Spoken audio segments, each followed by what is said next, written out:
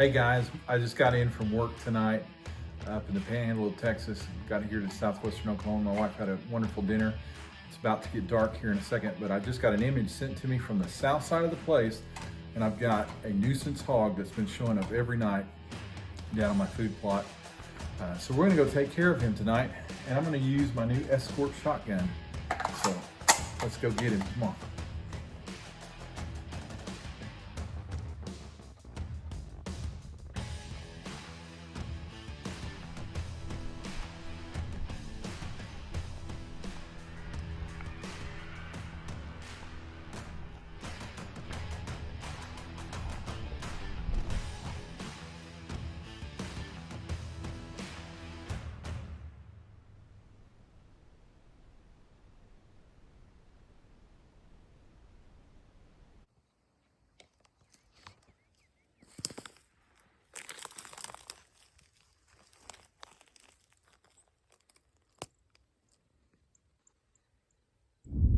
We had this hog up here, and he's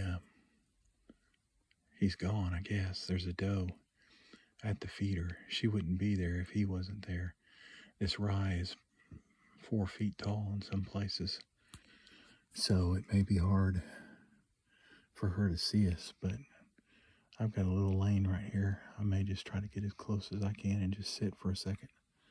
We'll see what happens. The hog might come back. I would think he would. I don't know what spooked him. We've got the wind in our favor.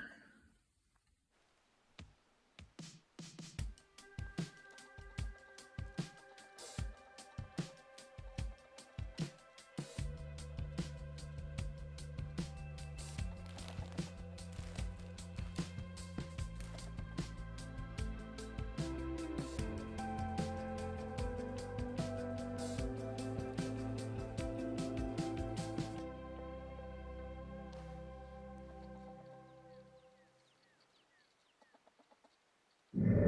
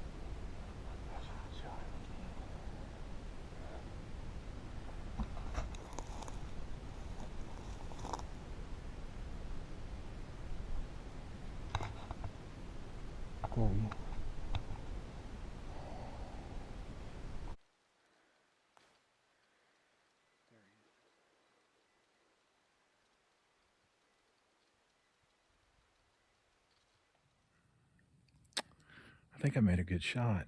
Double aught buck, military grade, but I should have just let him have it. Bam, bam, bam. I should have shot him again.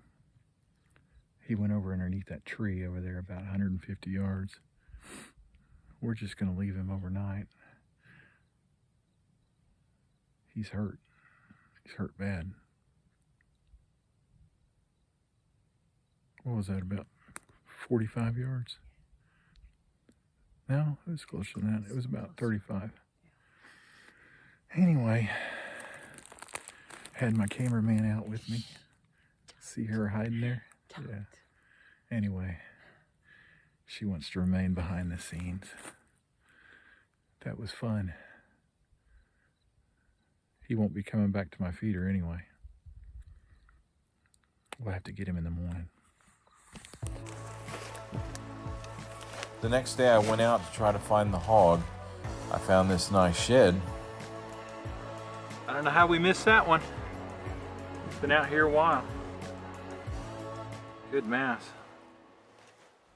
No can do on the hog. Not even with the help of buzzards.